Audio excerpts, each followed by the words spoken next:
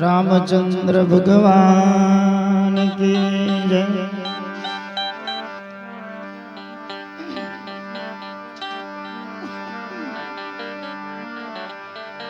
सत्य सनातन रमनो जय।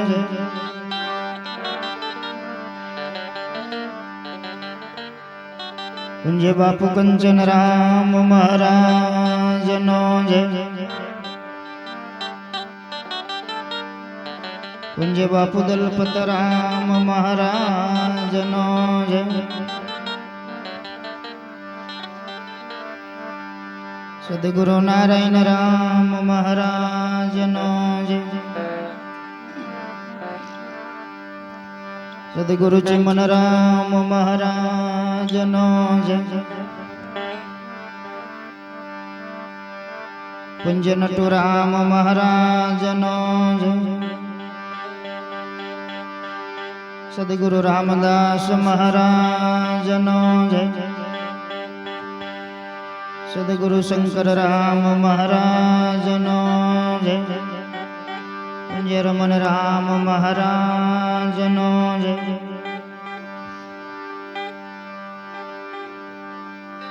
कुंज नसीब राम महाराज नो जय। कुंज प्रताप राम महाराज नो जय।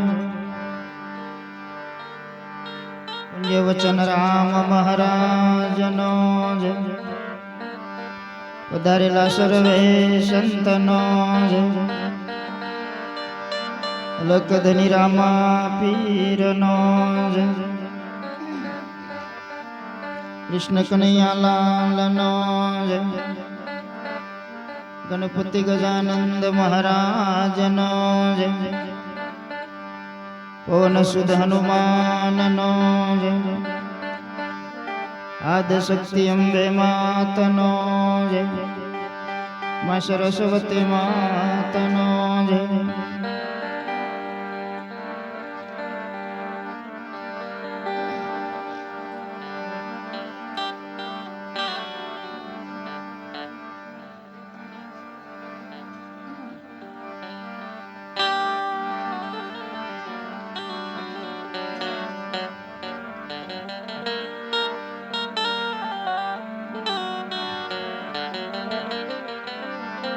पाट दीप प्रगट भयो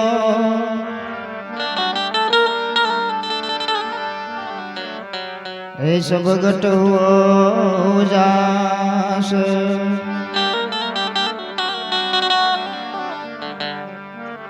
आदि अंत मंदे स्थिर लयो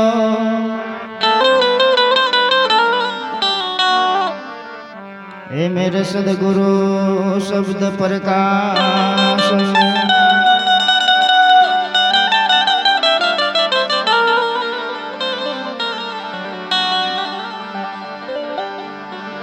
आदि अंत मंदे स्थिर लयो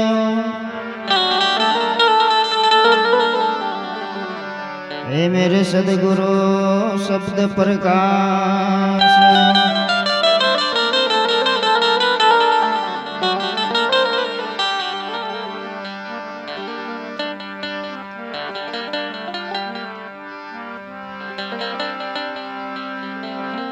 इति गुरु हमारी भली करे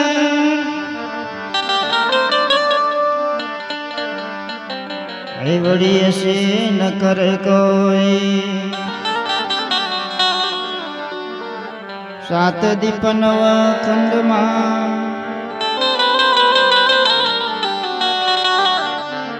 हे गुरु पला न पकड़े कोई।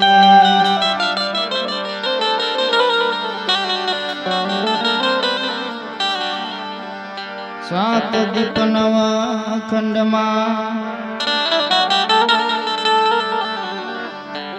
हे गुरु पला न पकड़े कोई।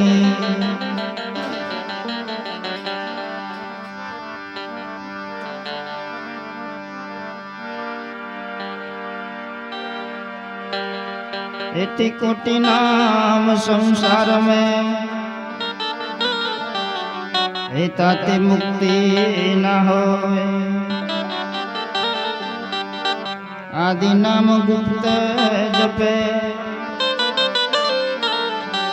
એ બુજે વિરલા કોઈ આદિ નામ ગુપ્ત જપે એ બુજે વિરલા કોઈ બોલે સદગુરુ મહારાજ કી જય।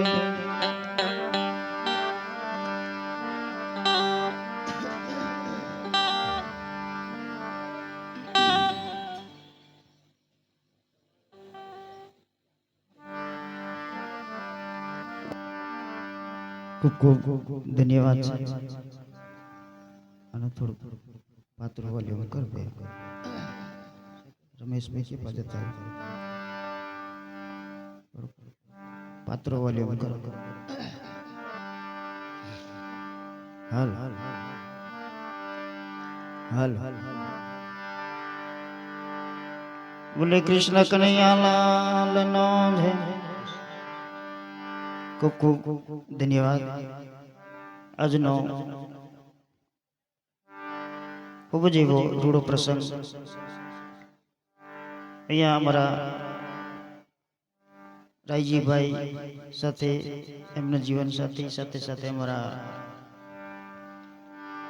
જસવંતભાઈ સાથે એમનો પરિવાર સાથે રાજુભાઈ સાથે ગિરીશભાઈ સાથે એમનો કુટુંબ પરિવાર મળી અહીંયા દર સાલની જેમ આ વર્ષે પણ ભગવાનના પાઠનું મંડાણ સાથે સાથે સંતો મહંતોને તેડાવી કદાચ આજની રાત્રિ વસંત પંચમીના નિમિત્તે આપ સૌને એકત્ર કરી કદાચ આપણને ભગવાનના દર્શન સાથે સાથે સંતોના દર્શનનો લાભ આપણને અપાયો બદલ ખૂબ ખૂબ ધન્યવાદ છે એ પરિવારને।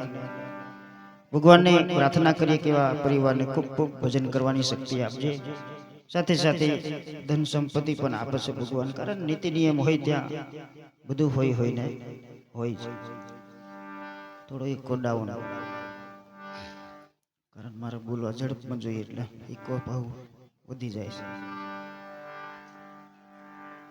એટલે આ પરિવાર ખૂબ એવું આવું પુણ્યનું ભાથું ભરી રહ્યા છે ધન સંપત્તિ છે તો સારા માર્ગે વાપરી રહ્યા છે અને એ સંપત્તિ એમની સાચી સંપત્તિ છે ભાઈ ખોટી નથી સંપત્તિ છે એમની જોડે ઘણી છે પણ હજી કદાચ મારે સાચી સંપત્તિ મેળવી છે એના માટે કંઈક આ કાર્ય કરી રહ્યા છે બાકી આ કોઈની તાકાત નથી। ભજન કરાવવું એટલે આ ગામ સિટીમાં કદાચ ભજન કરાવવું અને આ કંઈક કંપની ચાલી રહી છે એમને ભજન કરવાની હું માથાકૂટ પણ તોય છતાં કદાચ અમારા રાજુભાઈનો પ્રેમ ગિરીશભાઈનો પ્રેમ એમના પિતાજીનો પ્રેમ ખૂબ એવો અને એમની માતૃનો પ્રેમ તો ખૂબ જ કારણ મારા ઘરે આવે છે એટલે મને ખૂબ એમના પ્રત્યેનો ખૂબ જ પ્રેમ છે। એમના મમ્મી એ પણ ત્યાં આવી ચૂક્યા છે બધા પરિવાર બધા આવી ચૂક્યા છે પણ મારા જસવંતભાઈ હજી આવ્યા નહીં ભાઈ એટલે એમને આમંત્રણ છું મેં આમંત્રણ પાઠવું છું આવો એક દિવસ આવો મારી ઝૂંપડી પાવન કરે એમ બીજું તો કાંઈ નહીં ભાઈ બરાબર। એટલે આ પરિવારને આપણે એકવાર જોરદાર તાલીથી વધાઈ લો ભાઈ થોડીક તાલી પાડીને વધાવો કારણ તાલી પાડવાનું એક જ કારણ મેં દર ભજનમાં કહું છું તાલી કેમ પડાવી મેં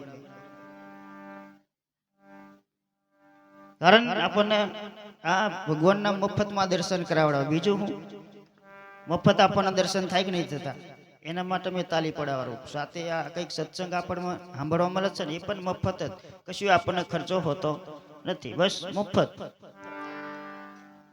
ખર્ચો એવ્યા કરે છે સાંભળવાનું આપણે છે એનો લાભ આપણે લઈ રહ્યા છે આપણે એમાં કશું છે જે ખર્ચો કરવાનો નથી બસ આઈને બેસી જવાનું છે આપણા માટે ગાદલો કેવા ગરકી હો જવાય મને બેઠો છું તે મને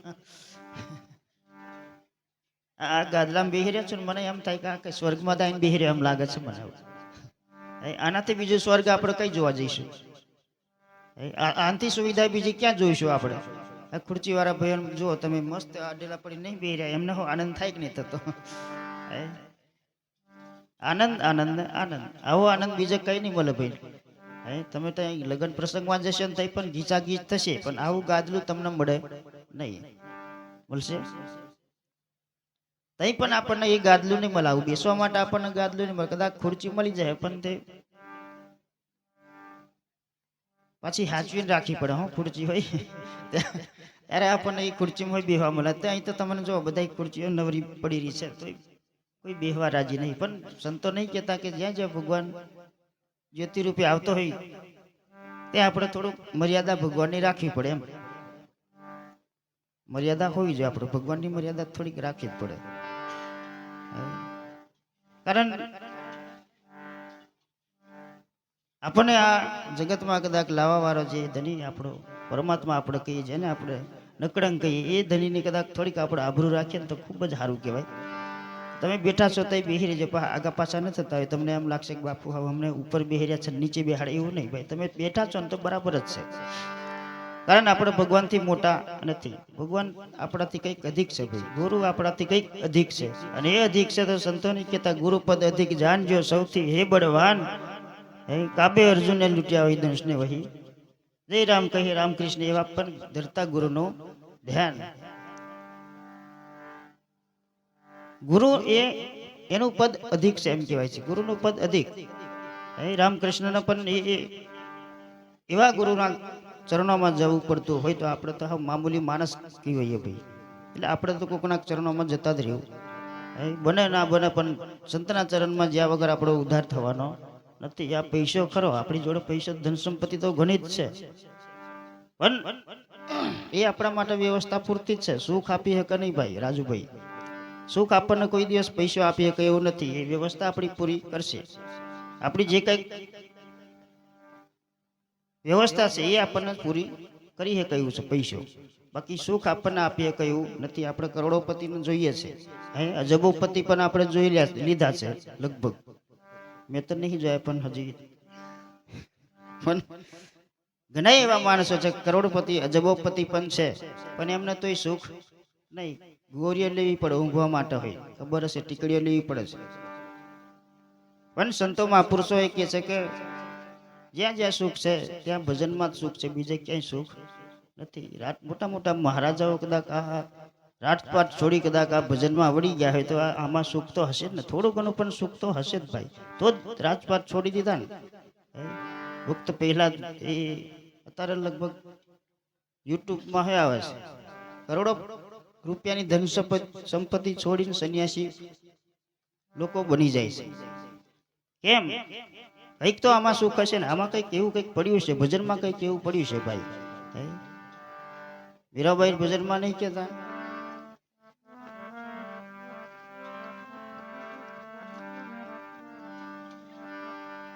મને લાગ્યો મેરો યાર ફકીરી में, મને લાગ્યો મેરો યાર ફકીરી में, जो सुख पावे राम भजन में वो सुख नहीं अमीरी में, મને લાગ્યો મેરો યાર ફકીરી में, जो सुख पावे राम भजन में वो सुख नहीं અમીરી મેં. અમીરીમાં સુખ નહીં ભાઈ. જેવું સુખ આ ભજનમાં છે ને એવું બીજે ક્યાંય જ નહીં મળે. અમે આ રોજ ભજન કરીએ, રોજ આવા પાઠના દર્શન કરીએ, તમારે જેવા સંતોના દર્શન કરીએ છીએ, બસ આ જ સુખ. બીજું કયું સુખ? રૂપિયાથી સુખ નહીં મળે ભાઈ. તમે આમ જાણશો કે રૂપિયા આપણી જોડે આવી જાય એટલે સુખ, પણ નહીં. બધા જોડે આપણી જોડે પૈસા તો છે, મારી જોડે તમારી જોડે બધા જોડે પૈસા તો છે. અત્યારે આ સમયમાં જો પૈસા વગરનો માણસ એક આપણને અત્યારે જોવા નહીં મળે. જોજો તમે, લાખ રૂપિયા તો હશે એક ઘરમાં, એ લાખ રૂપિયા તો હોય ને હોય અત્યારે આ સિઝનમાં. પહેલાના સમયમાં લગભગ 100 રૂપિયા ભેગા કરવા એક કઠણ હતું ભાઈ. 100 રૂપિયા. આ મારા ભાઈઓ આજે કદાચ કમાવાની કંઈક એક સંસ્કાર કંઈક પડ્યા છે ને તો આજે આ કરોડોની મિલકત આવ્યા વહે આવી ચૂક્યા છે. કંઈક સંસ્કાર હોવા જોઈએ. આપણા મા બાપના કંઈક સંસ્કાર પડે ને તો આ ભજનનું બહાનું આપણને મળે. બાકી ભજન આપણું બહુ છેટું છે ભાઈ. ભજન એ તો ખૂબ દૂરની વાત છે. એટલે આપ સૌ બધા બિરાજમાન છો, આપણે બાપુ આગળ ખૂબ જ મોજ કરાવી, આનંદ કરાવ્યો હોય. કારણ જ્યાં જ્યાં આનંદ હોય ને ત્યાં ભગવાન આવે એમ કહેવાય છે. ધની આજે આપણા આંગણે આવ્યો હોય એ આપણા પ્રેમના ભાવને લઈને જ આવ્યો છે. એટલે સંતો આપણને ખૂબ હજી ચેતવી રહ્યા છે, ખૂબ આપણને ઈશારા કરી રહ્યા છે કે ભાઈ ચેતો, આ સમય છે. પણ આ સમય વીતી ગયા પછી આપણે જો ઘડપણમાં આપણે ભગવાન ભજીશું તો આપણાથી ના ભજાય, ન ભજાય ને નથી ભજાય. અત્યારે આપણા માટે સમય છે. આ સમય અમને સાંધી લીધો એમ કહીએ તો ચાલે. રાજુભાઈનો તો ખૂબ જ પ્રેમ ભાઈ, કારણ મારા માટે એવા ખૂબ વેઠ્યું હોય છે ભાઈ. હા, પાછું નહીં વેઠ્યું એવું નહીં, કામ મારું કર્યું છે એટલે મને એમ લગ્ની લાગે છે, એમ લાગણી મને થાય. કારણ ગુરુ પૂનમ સાથે પુણ્યતિથિ વખત પણ એવા કંઈક ફાળો ચીન્યો છે.